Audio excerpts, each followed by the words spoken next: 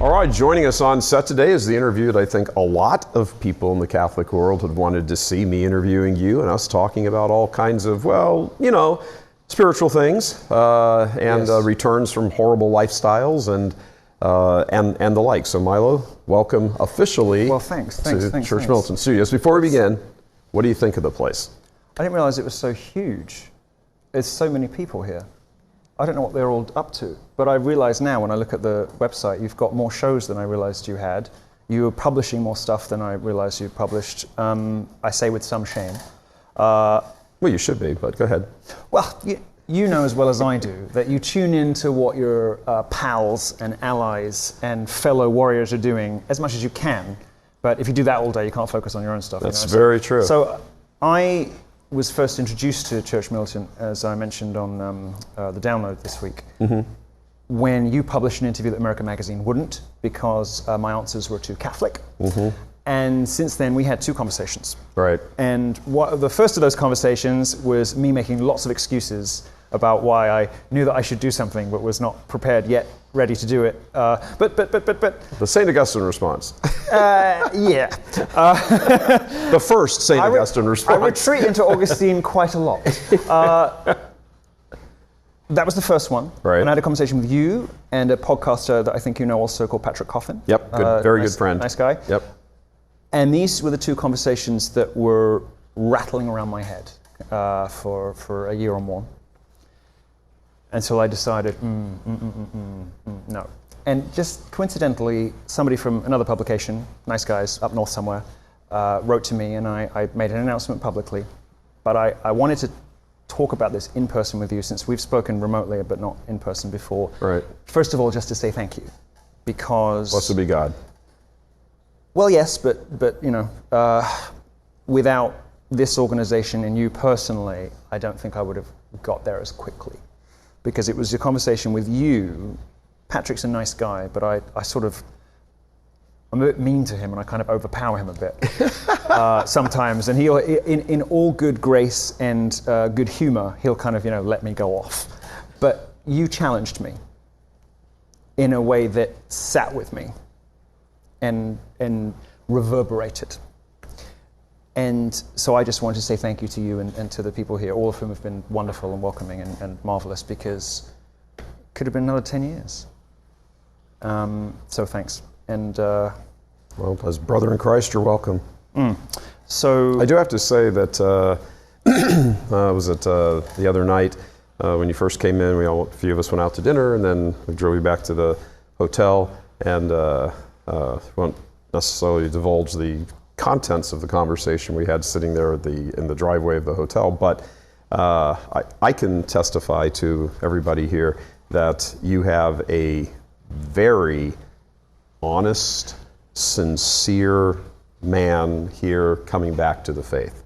That was a lovely, lovely conversation. Well, I didn't sleep that night. You're welcome. You know, when you come back to the faith, you become familiar with this phenomenon of being like haunted in a good way, and I've been haunted by bad things in my life. I've had sleepless nights, and since I made this announcement, I've had many sleepless nights for horrible reasons. But occasionally, I'll have a conversation, and you'll be haunted in a good way. Yeah. And so this big heavy hotel room door, slammed and clicked shut, and I just thought, ugh, I'm not getting any sleep tonight, am I? I'm just staring at the ceiling, and I'm staring at the crucifix, this little sort of mini altar I take with me when I travel, sort of trying to encourage myself to get in good daily bite-sized habits, as you've been encouraging me to do. So I was sort of pacing backwards and forwards. There's now an indentation on the carpet. I'm afraid you're going to get the bill for that. I was going to say, please. No. That's on our card. I'm afraid Hilton's going to be sending you a bill for carpet replacement. There's a real groove there from the 7 hours of pacing and frothing. We had a conversation in which we discussed some things about our lives that were very, very different, and some things about our lives that were sort of spookily similar. And you gave me a little advice about, I've been getting in my own way my whole life because I've always known that although I have very great talents, I have correspondingly gigantic flaws. And I've constantly got in my own way, making bad decisions, being too trusting or being too whatever, or making excuses, setting myself up to fail. And we can spare listeners any of the details of that conversation, except to say that the thing that kept me up was you helped me to understand that I had been engaging with the church and with the faith and communicating with God and building that relationship with God into a Herculean task instead of the ordinary daily business of worship and going about, ordinary life. And so it's already started to help and be better. And the other good thing is this: I've been spending a lot of time with Protestants lately. Good, decent, kind, wonderful people. Yeah, absolutely. Well, not all of them, but the ones I've been spending time with, for sure, right? But there's something different about walking into here. And it's what I was looking forward to when I came here, because I kind of knew it was going to be like this. There's no choice, there's no excuse making, there's no, I don't feel ready to just arm in the chapel, sit down, here's the book, there's your missal, get on with it. And that's how we do it here. We don't call it militant for nothing. Right, and I knew that's what I was walking into, and I knew it is exactly what I needed, and I had a little... people are going to write to you and say he hasn't changed when I make this joke, but I'm always deflecting into humorous and other things I do to get in my own way. And I was there having like this prickling feeling, and I'm like, oh, menopause, but being here has mattered to me already, and I don't know when this goes out, but I probably haven't left yet. But it's mattered to me, and it's meant something. So Excellent. It's sort of extra. I hate to pay you too many compliments because. No. It's just people know my response to all these is always blessed be God. Your team tell me you don't need any more compliments. Yeah, well, they're wrong. I'll take as many as I can get. Yeah, well, I just never really believed them when I got them because I never felt that I was very aware when you go through the reparative conversion, whatever it is, very aware, as I talked about on the download, about this sort of fractured personality. Right. And some of the gay rightsists will talk about this like it's a positive thing. Right. We have to show different facets of ourselves in different social situations in order to survive because, the world's so mean and evil. It isn't. And actually, when you start to reintegrate all of these bits, you find that the sum is greater than the. So this trip's been helpful for me in that respect because it's bringing together. There's a thoughtful, contemplative, pious, worshipful Milo that I don't let out of the box very often. Right. And now he has permission. I make a lot of excuses for keeping him in his prison, in his little cage. I say, you can't do that because if you do that, you're going to have to do this, this, this, this, and this, and you're not ready for that. So this trip has been helpful in throwing open the fire doors. As people are kind enough to say that I've done for them in their lives, you and the guys here have done it for me through physical removal and not quite, obviously, but there's almost. No, stop it. There's something about our particular one true, faith that the other branches, brands, demoniations, whatever of Christianity, they don't have it. And there's a compulsion in you. Your soul is crying out for it. And when you have brothers in Christ who are Catholics, they don't give you the opportunity to say perhaps tomorrow. Yeah. So that's been wonderful. Yeah, that's excellent. Wonderful. I needed that. We all need that. Just so we're clear, everybody. It's very easy. It's very easy in the day-to-day life. It's true of our viewers. It's true of everybody. There are many things in life in a material world that. They just need your attention. They come up, they take a lot of your attention just by virtue of the fact there's only 24 hours in a day. And for those of us who actually do sleep, that pretty much means that we've only got 16 or 17 hours to get things done. I remember what that was like. Remember? I remember what it was like. I remember. I mean, I was never really a big sleeper. Now I'm just a furious pacer. When I first made this announcement, I had these terrible, very visceral dreams I could feel and smell and taste, for months. I sort of made a joke that I finally knew what it was like to be a mom with a new baby because I hadn't had a full proper night's sleep in 3 months. I was like, they're not complaining about nothing, are they? Yeah. I know, but it drove me slightly mad. Yeah, of course it does. It drove me slightly potty. I was getting a bit stupid as well. because I was sleepless. It was taking that sort of 20% off. I couldn't remember people's names. I couldn't crack a joke. I couldn't, I just felt dumb. But the one thing it was horrible, and I was waking up and, drenched, blah, blah, blah. But I didn't ever want to change course, and I was never dissuaded from the purpose. I never thought, for the first time in my life, I never thought, how about tomorrow? Right. And that's a big change for me, because we were talking about this earlier at lunch today. I'm a procrastinator and an excuse maker because I've been able to coast on charm and talent and looks and obviously my natural humility. Mostly that. Mostly my modesty. No, but people give you free passes when they enjoy being around you, right? Because you're funny and vivacious and You don't have to make up excuses, they do for you. Nice turn of phrase, indeed. Yeah. So I don't know that I've ever really been held accountable my whole life before this process, where there's a very simple black and white. There's a very simple answer. There's a very simple, do you want to get in or not? And that's kind of what I was getting at earlier, that this coming to visit you guys here and this journey I've been on has been about learning to be accountable for the things that really matter. And that's almost impossible in such a fallen world, and especially a country as constitutionally gay and ghastly as America. Explain what you mean by that, because we were talking about that at dinner the other night. I'm amazed that anyone's heterosexual in America. I mean, this is the gayest country in the world. I mean, this is a country, not just that where there's well-meaning lefty women in, parliament who come in with a little pin. This is aggressive, strategic, relentless homosexuality. And you're forced to press your nose right up to the glass 24/7 in this country. I'm amazed anyone ends up straight. And in fact, when I started to talk to people, priests and therapists and all the rest of it about my journey, they said you should move, you should get out of America because this country will not be good for your recovery. And I see what they mean. It's very difficult, and in insidious little ways.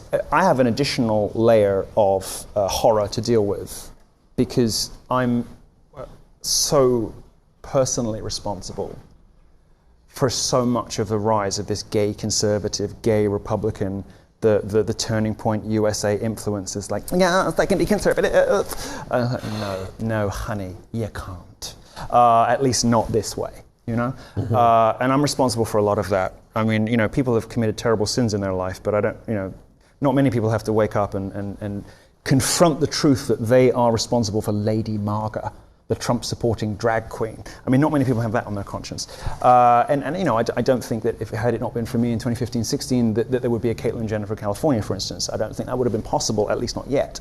So I'm very intent on spending the next 20 years of my life undoing some of the damage I did. And once I get past that, just continuing to bring people into the fold to the extent that I can, with this center I want to open in Florida and whatnot, because I feel an urgent moral responsibility and a calling, a compulsion. I think the Protestants always call it an anointing, don't they? They're always doing this. They're always doing this. Everything's anointed, and the kind of coffee cup's anointed. Everything evangelical world. Oh, it's just a light bulb. It's anointed. No, but you know what I mean, right? There are callings, right? And I've always felt a calling to help others, sometimes at the expense of my own spiritual well-being or physical health or whatever. Sure. Which I definitely, one thing that has not changed about me. But just as I start to get a toehold in this life now, getting out of where I was, I've instantly become less worried about me and more worried about how I can lower the drawbridge rather than pulling up behind me and help, who are the first 1,000 men that I can say, I got out of it, right? Right. Because that could take me a decade just to do 1,000 men, but it's a decade well spent. Sure. So let me ask you, for the viewers, from your perspective, talk to me for a little bit. Talk to us a little about the psychology of the same-sex attracted mind from younger times. I don't know if I go into a trauma per se, but what is different between the two? Because you'll hear between the so-called straight mind and the gay mind. What's different? I think you have to talk about trauma in general terms without being very specific about anybody, because science is always on this endless quest to catch up with Catholicism. So there's endless, and sooner or later they kind of fall in line. Right. It seems as though some people are born with a predisposition toward or a weakness for something, but we're really primarily talking about early childhood experiences that can indeed, in fact, make you gay. Born this way is a lie. It's a lie. It's a lie designed to keep you where you are and to damn you in the world hereafter. It's a lie. When these things happen in youth, and really it's about fatherhood, having present male role models to whom you aspire and with whom you have an authentic and mutually respectful relationship. Somebody who can teach you how to go from a boy to a man. Girls basically do okay without dads, and they can do okay without moms. Boys can even survive without moms, but boys cannot survive without fathers. And society cannot survive without men. And so this is all intricately related to the things that have been, destroying this country for generations, and all of the West, after the Second World War, the rise of feminism, crisis in masculinity, all this stuff that you hear people banging on endlessly about. Well, don't be bored about it at home. Listen, because this is the key to understanding the downfall of Western civilization. Men who don't feel the self-confidence or the worth or the dignity to just say, "Honey, I love you," but no, having a man-child for a father. Somebody who is biologically capable of reproduction, but not morally or spiritually capable of guiding a boy into manhood because he hasn't gone on that journey himself. Mm-hmm. That's how you create homosexuals. Plus, child sex abuse and all the rest of it. It's all in the pot together, but it's all part of the same thing. It's disordered, broken, damaged, stunted older men. Visiting their own trauma and crisis and dramas and spiritual shortcomings on young, vulnerable people who cannot defend themselves against it. Right. And repeating this cycle of abuse. This is systemic to how Christendom is falling, is the lack of manhood and masculinity in the church. Look, the basis of Western civilization is the Catholic Church. The Catholic Church is where it all comes from. And the clergy that we have is there are ripple effects to this, right? And what I really want to do with my life is not only to save people from the ripple effects of trauma that was visited upon them when they couldn't defend themselves, but also I kind of want to create, like a hero factory. I want to create, like an incubator for like warrior fathers, because you'll know, and I'm starting to get a little taste of it now, like what the fervor of the convert is really like. It goes beyond religion. It goes beyond faith.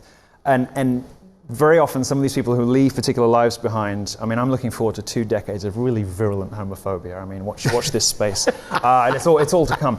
And my great mission is make America homophobic again. I'm just half a joke. Half.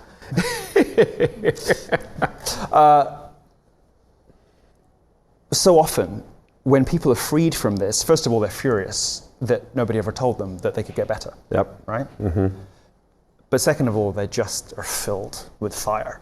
And fire they can channel, Right. So this clinic I want to do in Florida, and I want to write columns, I want to do videos, I want to do TV shows, I want to do all kinds of things. It's all about saving some of the most vulnerable and damaged people and turning them into the warriors that they can be, So let me ask you, how do you take a man, let's say he's mid-30s. He's mid-30s, whatever reason he's come to realize or, at least give serious consideration to the fact, something doesn't seem right, I don't know what it is. Mm-hmm. Now, how do you take that and reintegrate? How do you, because whatever happened in the past is still there. He has these fractured identities. Yeah. He has these bits of his personality scattered, right? What does that mean? So for instance, there's the pious, thoughtful Milo, but he's away in a box because I know that he's also the emotionally vulnerable one, and I know I've had to be tough. So that goes away in a box. And then there's the various Milos that know that engaging in certain urges is wrong, but they all kind of get a veil put over them to indulge the lustful, carnal, disordered slice. you can't have a relationship unless you are a whole person. You know, a reciprocal, authentic relationship with another person or with God has to be one from a position of, we say wholesomeness to mean traditional family values, you know, men being men and women being women, but I think it also means being complete people, right? Living a wholesome life doesn't just mean that, you know, mom stays at home unless she has to and, you know, the rest of it. It also means being a complete person. And for these guys that realize something's up, the first step is just telling people. You know? And then I think, well, for me, I'm a bit of a special case, which may not surprise people. I'll stay silent. Thank you. That was a bit elderly antique dealer, wasn't it? Look, I have the personality I have at this point. There's certain things I'm never going to be able to iron out. I'm sorry. If you're at home thinking, yeah, come on, pull the other one. I look like just, 37 years, come on. When you realize something is off, the first important thing is to say it out loud, make it real, manifest it, as the Wiccans say. Give it a life, make it real. I was unusual in the sense that for me, private prayer has been more powerful in helping me to set aside things that I don't want to do anymore than the therapy. For most people, it's the therapy. And for most people, that's because they perhaps don't have the same kind of brutal brutal introspection that I've always subjected myself to. Always this torture about, well, you know why you like this, don't you? I've had a sort of like I've had an internal Jewish mother my whole life. I just 23andMe. My mother was an alcoholic and a liar and a drug addict, and she told me my whole life I was Jewish. I just found out I'm not Jewish. It makes me there must be a word for that. The homosexuals say it's nice. I've started talking about it in the third person now. The homosexuals say when you never sleep with a woman, you're a gold star gay. Have you heard that? No, I've never heard that. So I don't know what they say anyway. Well, now I can be a full threat anyway. 100% goy. I don't know what they say, but no. I've had to relearn. The reason I'm bringing this up is I've had to relearn who I am over the past year, and do it very brutally and honestly. And really, it's been going on for a few years. Picking apart the lies my parents told me, picking apart the lies I told myself. And reconstructing an authentic biography and timeline and identity, right? And so that's the real business. That's the real work that has to be done. Most people will find that easier with a therapist than with a priest, because for most people, and I share this too. Like I still walk into a church or the chapel here, and I kind of try it with a finger first to make sure I don't burst into flames. I just sort of halfway through the rosary, I sort of think I can see my arms smoking. I still have that somewhere, and I know it'll go one day. But for most people, they're going to have that. This is too much. I'm not worthy. It's too much Christianity at once. Especially with a religion that's that our particular version of the faith, the correct one, has a lot of ritual and repetition and structure, and it's very intimidating. Very intimidating, especially if your life has been defined by transgressiveness, and suddenly you're like, well, no, I'm sorry, that's just really no way around it. Right. Come on, Milo, you're going to the chapel. If your life has been sort of defined by rebelling, you have to unlearn some of those reflexive instincts. So you've got to find out what happened to you. You've got to find out what lies you've been telling yourself that have perpetuated this self-harm, this abusiveness that you're visiting on yourself. And most people will find that easiest with a therapist. So some people watching this show will know, and in case you don't, the therapy that really works for addictions of all kinds, but as well as for sexual addictions particularly, is only ever Catholic. Because people have the minds they have, and if you have a disordered, addicted mind, you're going to have those thought patterns, those compulsions forever, but you've got to learn to channel them into a wholesome and holy direction, right? Rather than indulging in what's easy and available and what makes you feel good at the time. It's about finding things that give you joy rather than pleasure, and contentment rather than oblivion, merry oblivion. So you're not going to change the way your brain functions, but you can learn to redirect some of those bad habits that you're now kind of encoded in directions that mean that you can wake up in the morning without gasping for air, spiritually speaking. So, like I said, so the best therapy that works for any of this stuff, addictions, sexual, whatever, is always Catholic because it's replacing those, drug takers, and they always have these ritualized behaviors. Coke addicts have got their special straw, and they do. So you're replacing unhealthy, perverse rituals and strictures with the most beautiful thing that there is in the world, the Catholic liturgy. There's nothing like it, Christopher Hitchens' last moment on camera, he says, well, the only thing I regret is if anything I've done means that the world loses the Catholic liturgy. I mean, this is, it's an incredible thing. So you can learn to translate that stuff over, and the way in which you think that your mind is disordered, well, bad news, you're not going to fix that, but you can channel your energies in a good direction. And so the only stuff that works is Catholic, and the tradition all really comes from one guy, who I know you have heard of, and some people here, Joseph Nicolosi, and his... God rest his soul. Yep, and his son, all his books are banned on Amazon, obvs. His son is still active in the profession, training others, and there are lots of therapists in America who were trained directly by Nicolosi Sr. Many amazing books on the subject. His Shame and Attachment Loss is his masterpiece and sort of the key to unlocking everything. When your therapy dovetails with your faith, as it will do if you go to one of the Nicolosi descended, the Nicolosi dynasty therapists, you will find that actually they start to sort of bleed and blend, and you realize that it's all part of the same solution. It's all part of the same journey of coming to know yourself in an authentic way, such that you can build a relationship with somebody you've never actually really met before. Right. That you might have thought that you met before, or cried out in shame and to, or cried out for help from, but now you can actually get to know him because you can look yourself in the mirror and not be disgusted. You can look yourself in the mirror and be ready to form a friendship with somebody. And you can, I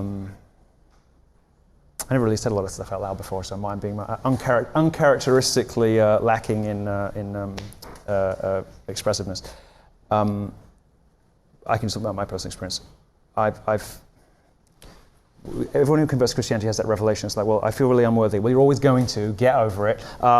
That penny drop moment when you have, the therapy and the prayer and the rest of it, that's when that happens, that's how you know you're on the right path, and that's when these guys will know, to answer your question in the longest imaginable way, that's when these guys will know that they're ready to do something like, say, I'm not going to commit sodomy any longer. I am not going to do that with men now. And hopefully, there's a yeah. So it's not easy, but it is simple. And it's just about the honest, conscious application of will. And you've helped me to apply that in more than just withholding, more than just stymieing those urges, but also in the rest of the puzzle. Right. And not just this weekend, but from being the one person who wasn't just kind, although you were also kind, but you also gave the tough love. And tough love is the love that matters. The love that says, I love you, but this thing, you have to change this. When are you going to do it? Right. And that's the question that you asked me that nobody else did. It's a question my mom asked me. Actually, it didn't really come in the form of a question, but we'll leave that. There's already a Lifetime movie, right? Yeah.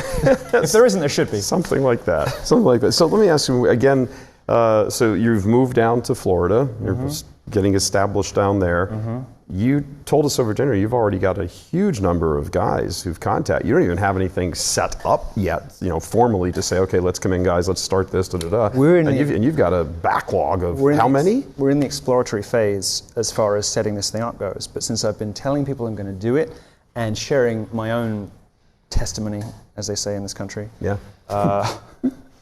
In a certain religion. No.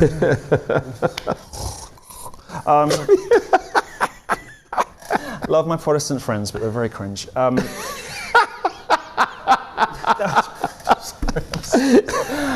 can laugh because my dad was Protestant, and he didn't use the word cringe, but he said exactly the same thing. No, it's just... He's like, I can't believe I used to do that. I pat them on the head.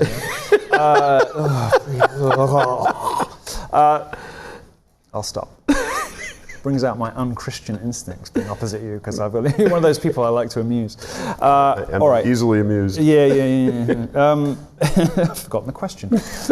You've got backlog. Oh, guys. yes. So since I've been sharing my testimony, I've got thousands of men, who have written to me, and these are just the ones brave enough to put it in writing, right? Which means that there are tens of thousands. Sure. Which means maybe there are hundreds of thousands outside, this country and outside, asking to be put on the waiting list. From a business perspective, you're a business owner. I've been a business owner occasionally.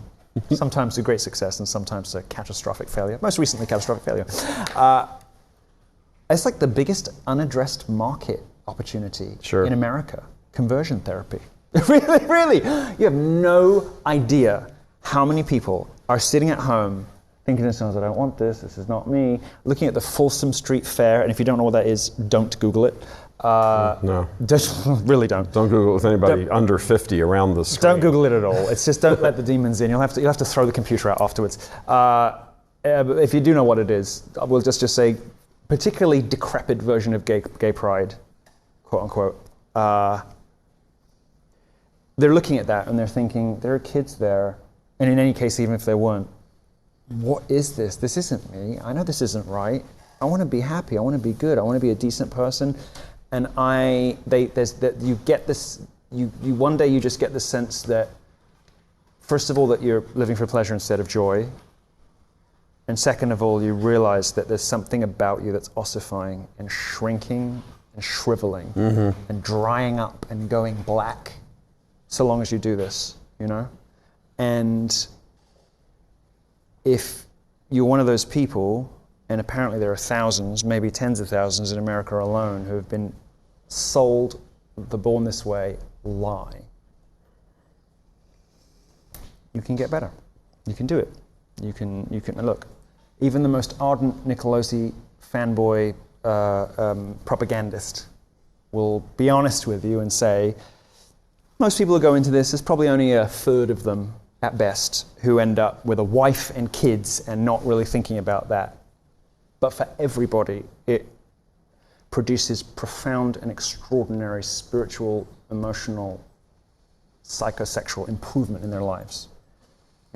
So even if you're saying, there's no way that I am ever going to not be gay, well, you're not gay, but we'll get to that another time. The message is you can do much less or none of the thing that's hurting you in this quest that you have, although you don't realize it yet, to hurt the people who hurt you back in some way. Get back at your dad by doing something, horrendous to yourself. It's the ultimate form of self-abuse, trying to get back at somebody in a way that only really hurts you. You can do something to help you stop doing that thing that's hurting you. And we've been told since the 80s and 90s that it's interesting, I was obviously one of the, I don't know if I buy this, but I've certainly accepted the compliment when two of Trump's national, campaign director, head of voter outreach said, you're one of the 7 people that put Trump in office. I'm like, yeah, you tell everyone that. But I know that I was important in kind of making Trumpism cool or whatever, right? And I know that I did a lot of work for half a decade showing people what the press was and what the American media was. It was a big sort of preoccupation of mine through Gamergate, if anybody remembers that, if you have sons or whatever. And it's only later, as I've looked back at things in recent history, I've realized it didn't start with us. In the moral majority in the 90s who were basically right about everything except maybe Marilyn Manson, and even then it's sort of 50-50. I don't think video games make anyone kill. I think if you're going to kill, you're going to do it, and you're going to blame whatever. They were right about pretty much everything except music and video games making people into school shooters. But other than that, the moral majority in the 90s is pretty much right about everything. One of the most extraordinarily successful liberal assaults on truth in the last century was the war on conversion therapy. Yeah. Around AIDS, around gays, all the rest of it. There's that famous book that After the Ball, which says, okay, liberals, if you want to make America love gays, don't talk about what they actually do. Instead, just focus on love and families and rainbows and unicorns and butterflies. And it's all about pride and love is love. And whoever you love, you're repackaging a lifestyle that is full of pederasty, prostitution, drug taking, self-abuse. There are almost no gay people that do not, that do not experience these things at some point. I don't believe there's a gay person that doesn't experience most of them, right? Encounter them, at least be present around them. Repackaging that lifestyle as just another kind of love, It's one of the most successful liberal assaults on truth in history, but it's probably the most catastrophic in the last 100 years. I mean, if you think about the real purpose that the enemy has, is the real thing he wants to do is break up the family. As Catholics, we understand better than anybody and better than our co-religionists in various other branches do, that the individual is not the fundamental building block of society. It is the family, right? Mom, dad, and the kids. And when you break that asunder, when you rip that apart, you lose everything. Mm-hmm. And this, the war on truth, the elevation of homosexuality to a valid alternative lifestyle choice, except it's not, you're born this way. So like women or black, so you're a bigot. All a lie, all nonsense.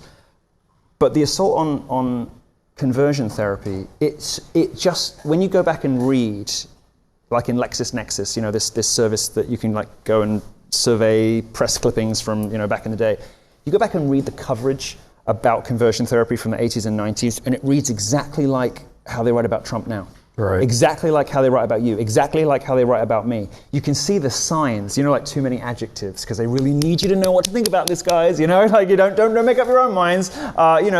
Discredited, harmful, abusive, borderline torture technique. All this kind of. It's all the same stuff. So if you're thinking this is ridiculous, I'm Catholic, but I don't believe in conversion therapy because come on. And lots of good, decent people are in that position. Mm-hmm. Maybe most. I just encourage you to reflect on how you have seen the press treat the people and subjects that you know and care about in the last 20 years. And trust me when I tell you, they did the exact same thing about conversion therapy and gays, and everything that you think about it is wrong. Do you think there's a way out of this for the country? I'm going to make this a last question, but do you think there's a way out of this for the individuals? Sure, but... There's only one way this country recovers, and it's a rabid religious revival. There are some good signs. My heart tells me it's too little too late. My instincts say, don't know. Good signs, young conservatives, the America First, the Groypers, they have some rough edges. They have some groups they don't like that they don't necessarily know as much as they should about and are probably a bit over the top about. But they may not be very good, committed Christians who attend Mass every weekend, but they instinctively understand that this is where they belong and that everything they've been told is nonsense. A sizable slice of Generation Z is quite rabidly right-wing and traditional and wholesome in the sense we were saying earlier, to the point of aggression about it, which is very encouraging. But look, there's a structural, I've spoken about this a lot recently on the various shows I've been on, there is a fatal structural weakness in the United States, that's disestablishing the church. This country in any case was founded in a libertarian hissy fit, but disestablishing the church, guaranteeing freedom from religion, and then enshrining the right to bear false witness in the shape of the First Amendment. This is a triumvirate of catastrophe that has guaranteed that the most unscrupulous people, the people with the most shamelessness and chutzpah, the people with the fewest qualms about lying to your face, being proven a liar, and then coming back the next day like nothing ever happened, those are the people who rule the country. They run the companies, they write the academic articles, they sing to you on television, on network television in the evenings, and they sit in Congress. Because that's the way this country is constructed, to guarantee those people. It's very humid here, isn't it? Very humid place. Those are the people who are guaranteed power in a system where the right to bear false witness is enshrined in law, and the stupidest thing I've ever heard in the history of statecraft, freedom of religion. Why? Dumb. Is America ever going to roll back any of those things? Doesn't seem likely, does it? Yeah, it seems like they'd have to disappear completely first, and then Okay, so I always Out of the ashes. I always say one. Out of the I always say one last question, and then I always have one more last question. That's This is yeah. it. It's like me when I say I'm going to bed now. Yeah. I say I'm going to bed now, and then 4 hours later I'm still posting the Telegram. Yeah, I know the feeling. On the political front, as it's informed by the spiritual and the true, what are your thoughts on this whole idea of maybe not a civil war per se, but just here's the big split. You know, it's red, what used to be America, sort of, and blue, what it was sort of destined to be, depending on who you talk to. Left and right, liberal and conservative, Republican and Democrat are defunct categories. They don't mean anything anymore. They're not useful ways of thinking about how this country divides. This country divides up into two groups. One is oligarchs and the holders of power and the people who are dumb enough or who see a short-term personal advantage in going along with the priorities of what they call the globo homo, they call it on the internet. The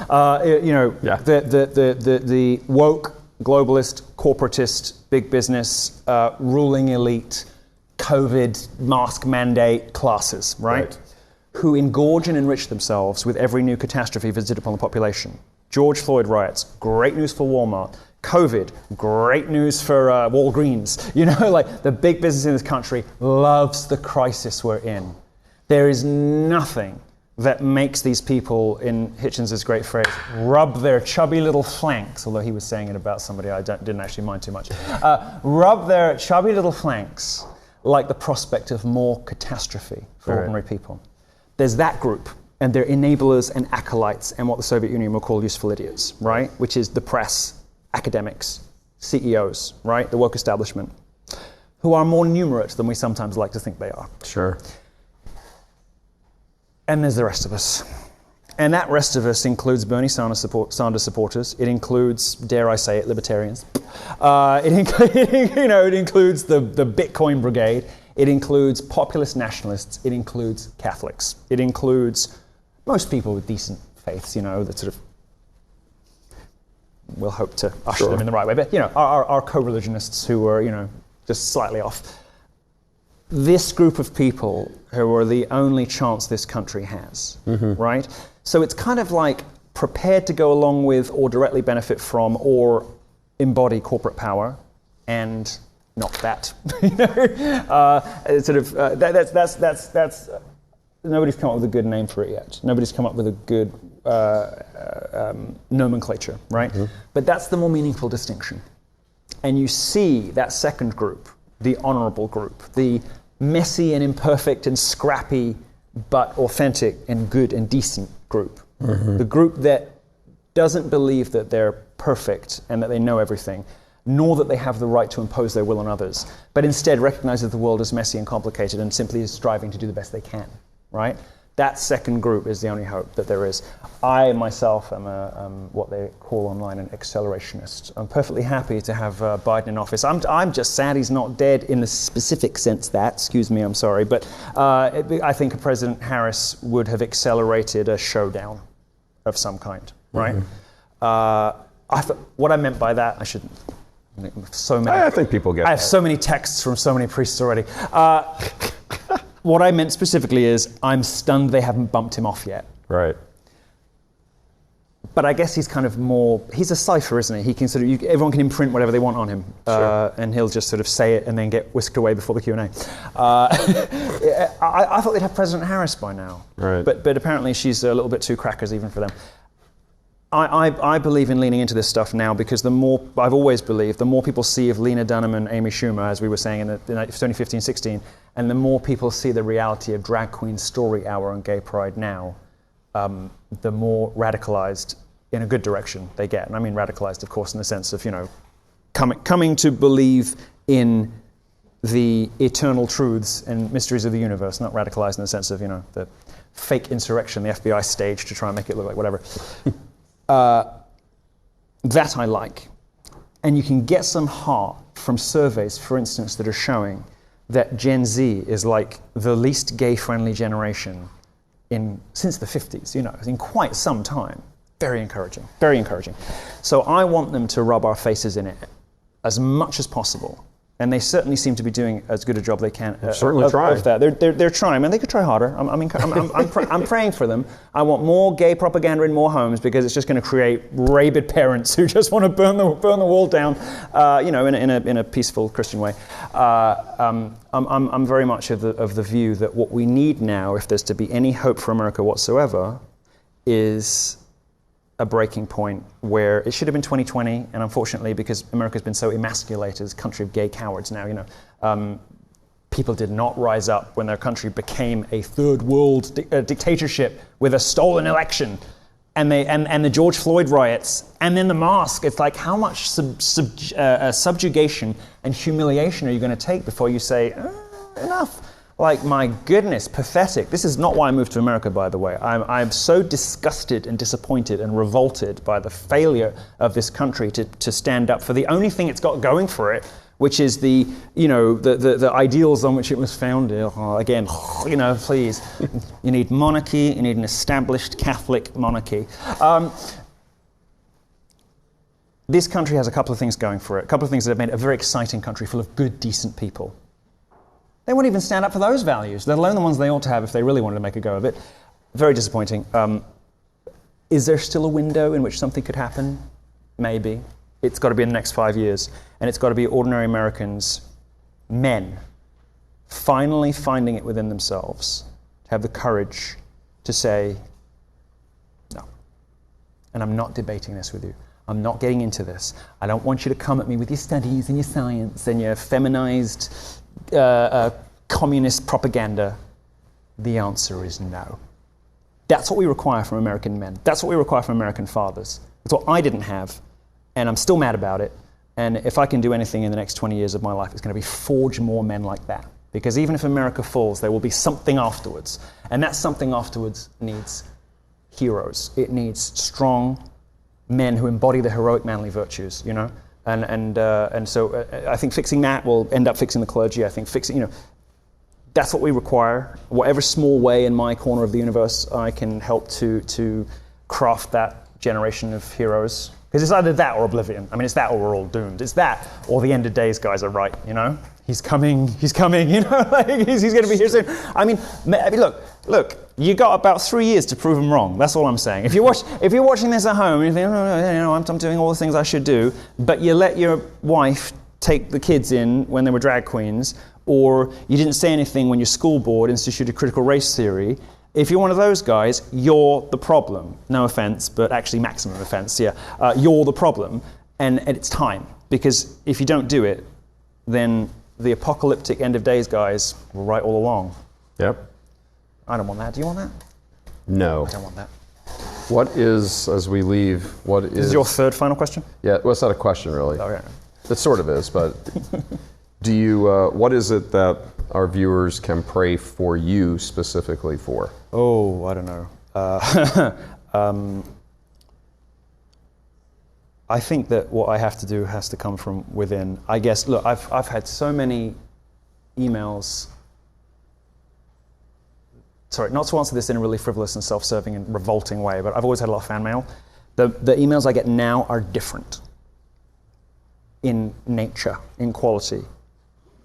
And by quality, I mean quality. It's not just like, oh my God, I love you, you're so hot. No, it's partly because I'm not anymore. But mostly, now these are 2-page emails. I saw this piece of scripture which spoke to me, and I thought this would touch you. And have you read this book by such and such? And have you heard of Father Chad Ripperger? Like these detailed emails of people who have put time and thought. So, I guess pray for my sexual sobriety, and I guess pray for me to be a success with this center, this clinic in Florida, because I'm one of those people that is always putting themselves last to help others. People who do that don't typically make a big deal about how they do that, but but it is true. I always leave myself till last. I'm always, kind of forget to feed myself and forget to brush my teeth and forget to do a bunch of things because I was on the phone with somebody, whatever. So I can be a little bit of a scatty mess sometimes because I'm wrapped up in the work. You're right. I know it doesn't look like it now, but there's only one explanation for this hair: neglect and self-abuse. I tend to neglect myself, and I think I'm only still on a good path thanks to the prayers, intercessions, and good graces of others and Jesus Christ and Heavenly Father. So keep praying for me to remember to brush my teeth in the morning and and take care of myself. And because if I'm strong, I can help other people be strong. Amen. Milo, welcome home, brother. Thank you. Thank you.